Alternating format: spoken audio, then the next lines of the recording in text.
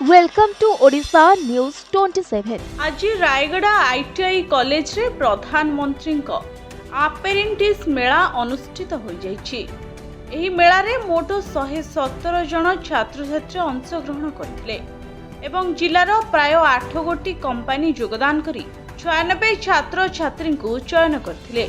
एही मेला रे मुख्य अतिथि भाव अतिरिक्त जिलापाल श्रीजुक्त भास्कर रोहित, स्वर्णलता राउत, दक्षता विकास तथा नियोजन अधिकारिणी एवं अवसर प्राप्त आईपी और श्री सब्यसाची साहू जोगदे आपेरेंटिस एवं यार आवश्यकता उपरे आलोकपात करथिले। श्री रोहित छात्र छात्री मानकु कुशली होई आत्मनिर्भरशील हेबा पई आह्वान दे उपादेय वार्ता प्रदान करथिले। अनुष्ठान तालीम अधिकारी श्रीजुक्त निशिकांत शर्मा धन्यवाद अर्पण करथिबा बेले श्री संतोष कुमार साहू मंच परिचालना करथिले।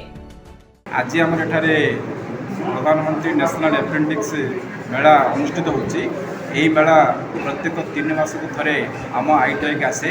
प्रत्येक मासरे 10टी गवर्नमेंट आईटीआई रे ओडिशार 10टी गवर्नमेंट आईटीआई रे यही मेला हुए। यही मेला रे आम जते सब पास आउट पिला अछंती खाली आम आईटीआई नुह, आईटीआई पॉलिटेक्निक एवं प्राइवेट आईटीआई एवं जे किछि माने शॉर्ट टाइम ट्रेनिंग भी करछंती एवं 5th class 12th class pass समस्त आसी उपस्थित होती।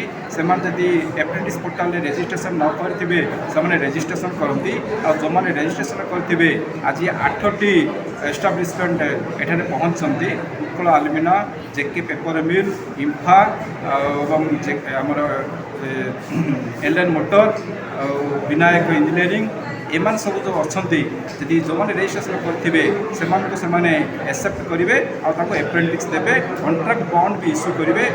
रायगड़ारू के कृष्णमूर्ति पट्टनायक रिपोर्ट, ओडिशा न्यूज 27।